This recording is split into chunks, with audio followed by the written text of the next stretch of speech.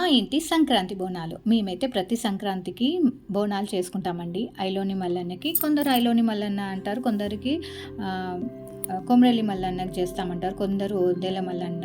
అలా 7 members brothers ఉంటారటండి. ఆ 7 member బ్రదర్స్కి Sankranti అప్పుడు మాత్రం బోనాలు చేసుకుంటారు. ఏ ఫ్యామిలీ ట్రెడిషన్ బట్టి వాళ్ళు, అంటే వాళ్ళ అత్తగారు నుంచి వచ్చే స్టెప్ వైజ్ అలా చేసుకుంటారు. ఇది వచ్చి మనం నైటే వేస్తాం. మ్యారేజ్లో వేస్తారు కదండి. మ్యారేజ్ మా ఫ్యామిలీస్లలో మ్యారేజ్లో ఏంటంటే కంపల్సరీ మల్లన్న బోనాలు ఉంటాయండి. మల్లన్న బోనాలకి కంపల్సరీ మల్లన్న బోనాలకు ఒక పొద్దు ఉండి, మల్లన్న బోనాలు ఒక పొద్దు విడిచాకే మాకు కూరలు పట్టడం అవన్నీ ఉంటాయి. అలా ఇంట్లో పెళ్ళి అయితే మనం బోనాలను నిలబెట్టుకుంటామనండి. బోనాలు నిలబెట్టుకోవడం అంటే ఇంట్లో పెళ్ళి చేస్తే బోనాలు నిలబెట్టుకుంటాం. అత్తయ్య మామయ్య అలా వస్తుందంటారు, కానీ అలా వచ్చినప్పుడు ఇంట్లో పెళ్లి చేస్తేనే నిలబెట్టుకుంటాము. అలానే బోనాలులో టైప్స్ ఉంటాయండి. 2 అంతరాలు, 3 అంతరాలు, 5 అంతరాలు. మా అత్తగారు వాళ్ళైతే ఇట్లా 2 అంతరాల బోనాలు, 3 అంతరాల బోనాలు అంటారు. దీపంతో కౌంట్ చేసి కూడా దాన్ని 3 అంతరాల బోనాలు అంటారు. ఇలా మా అత్తయ్య ఫస్ట్ పీటని అలంకరించి అక్కడ పెట్టేసి బోనాలను అలంకరించేసి పువ్వులతో అలా దీపారాధన చేసి, ఈ బోనాలు చేసే టైంకి ఏంటంటే మనం ఒక్క పొద్దు ఉండాలండి. ఒక పొద్దు ఉండి దీపం పూజ అంతా అయిపోయాక ఈ బోనాలల్లో స్పెషల్ ఏంటంటే మెయిన్గా మనము బోనము సమర్పించాక బండారి అంటే ఊదును పసుపు కలిపి ఈ మల్లన్న దేవుళ్ళకి స్పెషల్ అండి. ఇది ఎక్కువ యాదవ్స్లు చేసుకుంటారు, కానీ మా దాంట్లో ఏంటంటే కంపల్సరీ ఉన్నాయండి. అంటే కొందరికి ఉంటాయి, కొందరికి ఉండవు. కానీ ఎవరికి ఉన్నా లేకున్నా ఐలోని కన్నా వెళ్తారు, కొమరెల్లి కన్నా వెళ్ళి బోనం చేసుకుంటారు ఎవ్రీ 3 ఇయర్స్కి.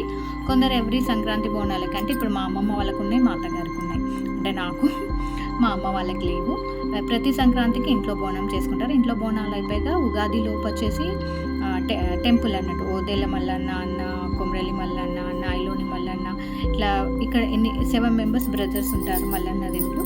అక్కడ ఎక్కడైనా ఎవరి ఫ్యామిలీకి ఉండే రిలేషన్లో వాళ్ళు మల్లన్న బోనాలు అక్కడికి వెళ్ళి చేసుకుంటారు.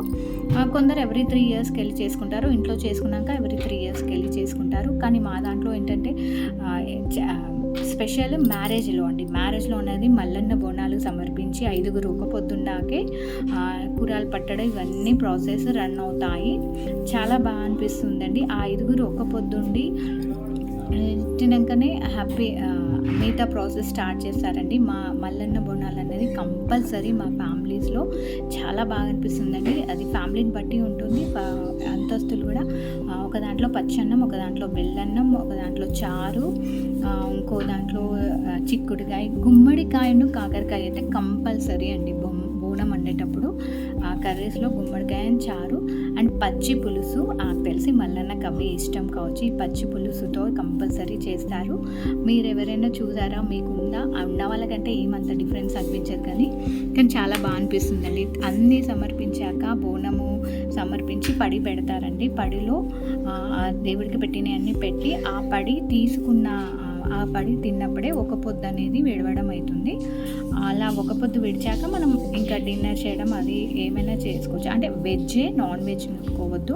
కొందరైతే బోనాలు అలానే పెట్టి 1 వీక్, సంక్రాంతికి 1 వీక్ ముందు స్టార్ట్ చేస్తారు. తర్వాత సంక్రాంతి రోజు వరకు ఆ బోనాలు అలానే ఉండి దీపారాధన చేసుకుంటారు ఆ బోనాల మీదనే.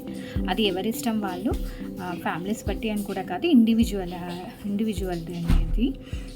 ఇలా అయితే బోనాలు మా ఫ్యామిలీలో అయితే మేము ఇలా బోనాలు చేసుకుంటాం. మీరు ఎలా చేసుకుంటారు? కామెంట్ చేయండి.